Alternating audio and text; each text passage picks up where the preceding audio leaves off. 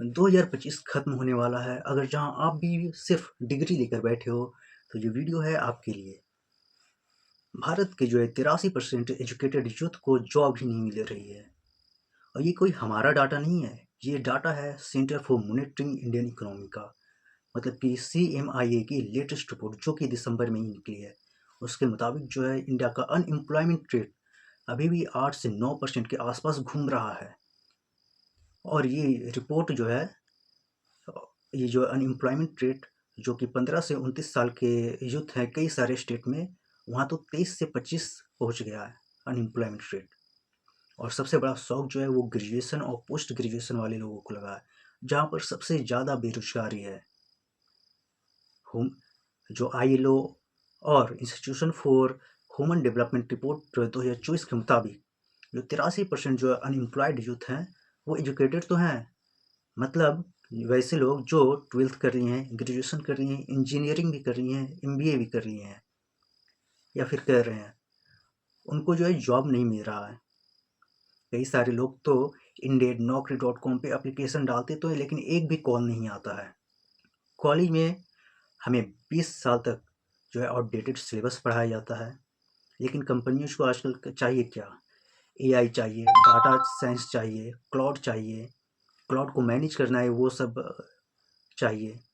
और ये सब हमारे एजुकेशन में ऐड है ही नहीं, हमारे कॉलेज में कभी पढ़ाया ही नहीं जाता। वैसे ही नेशनल सैंपल सर्वे ऑफिस यानी NSSO की रिपोर्ट के अकॉर्डिंग 66% ग्रेजुएट वो अनएम्प्लॉयमेंट है ही नहीं करंट मार्केट के हिसाब से।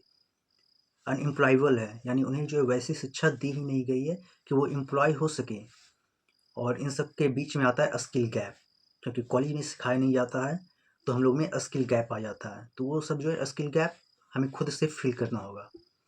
हर साल लगभग 1 से 1.5 करोड़ लोग यूथ हैं वो जॉब मार्केट में इंटर तो करते हैं, लेकिन जो फॉर्मल जॉब है जैसे 10 से 15 लाख ही जॉब बनता है, यानी जॉब ही नहीं बन रहा है। अब 2024-25 में तो IT सेक्टर ने 2 लाख से ज़्यादा लोगों को ले ऑफ कर दिया।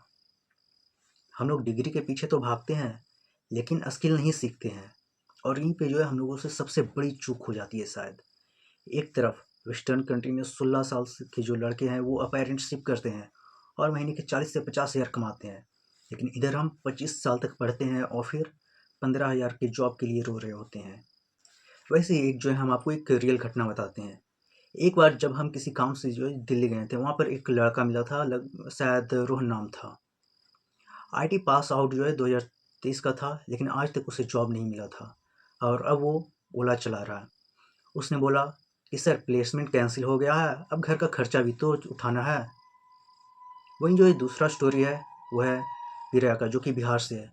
वो BCom की है, 2 साल से कोचिंग चलाती है, क्योंकि बैंक जॉब इतना हार्ड हो गया है उसका एग्ज़ाम बैंकिंग का कि 1000 में से सिर्फ एक को ही सिलेक्ट होता है। तो अब आखिर करे तो करे क्या? रोने से तो कुछ मिलेगा नहीं, तो अपने आप को अप स्किल कीजिए। जैसे बहुत सारे फ्री कोर्स लॉन्च करता है गूगल, फिर कोर्सेरा भी करता है फाइनेंस रिलेटेड पे। और सबसे बड़ा चीज़ तो यूट्यूब पे आपको कई सारी चीज़ें फ्री की ही मिल जाएगी सीखने को। और वैसी चीज़ सीखिए जो कि मार्केट में डिमांड में है, जैसे digital marketing, AI tools, coding, video editing और कई सारी जैसे फ्रीलांसिंग शुरू कीजिए फीवर अपवर्क पे, जहाँ पे आप वो हो सकता है काम मिले और आप इजीली महीने के 20 से 50 हज़ार कमा सकते हैं।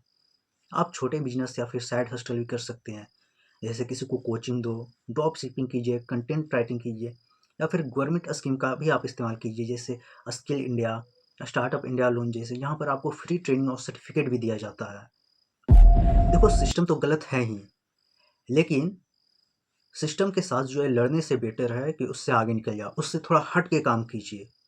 जो लोग आज रो रहे हैं वही 2 साल बाद हो सकता है दूसरों को काम देंगे। और आज से मेहनत शुरू कर दीजिए।